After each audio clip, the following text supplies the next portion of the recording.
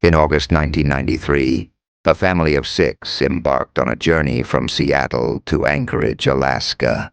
What began as a simple road trip turned into a terrifying encounter with the unknown. This is their story. Mark and Kelly Strong, both 33 years old, were traveling with their 4 children, ages 2 to 8, in their van on the night of August 3rd, 1993. They were headed to Anchorage, Alaska, excited to begin their new life.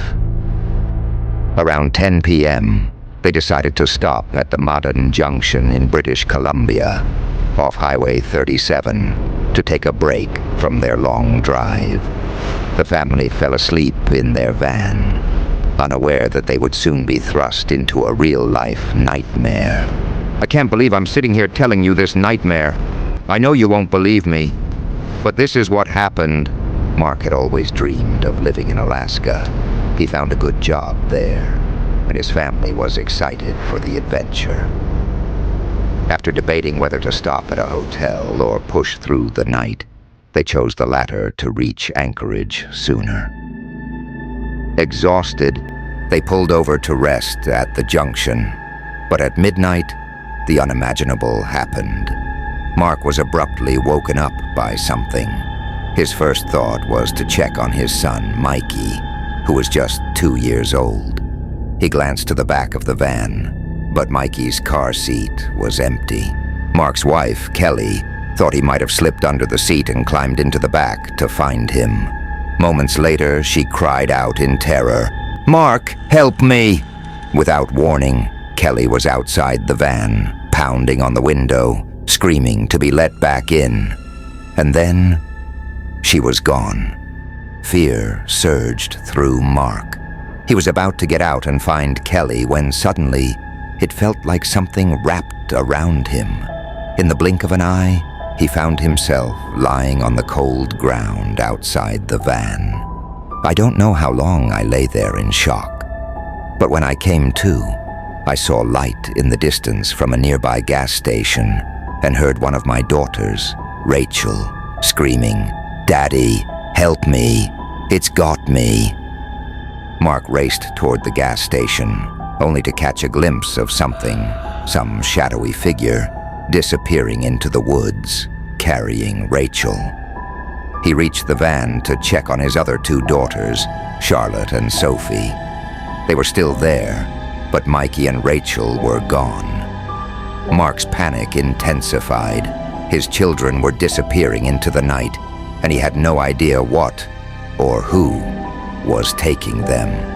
I don't know how long I lay there in shock, but when I came to, I saw light in the distance from a nearby gas station and heard one of my daughters, Rachel, screaming, "Daddy, help me, it's got me."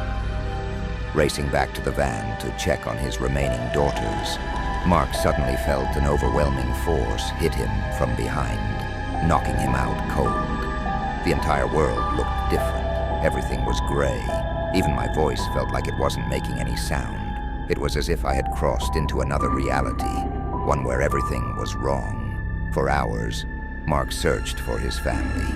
At one point, he saw glowing red eyes in the darkness, watching him.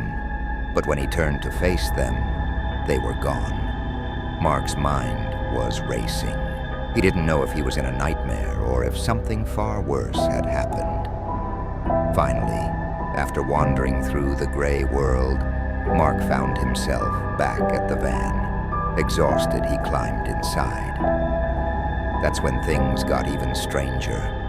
The van shook violently, as if something was trying to break in. Mark held on for dear life as objects were thrown around inside. Then, just as suddenly as it started, it stopped. Mark, his voice breaking. I heard breathing, heavy breathing, right outside the window. Whatever it wasn't human. Mark knew he had to survive the night. By dawn, the terror was over, but his family was still gone. He wandered for hours before finally stumbling upon a lake, where he waited until he could hitch a ride back to civilization.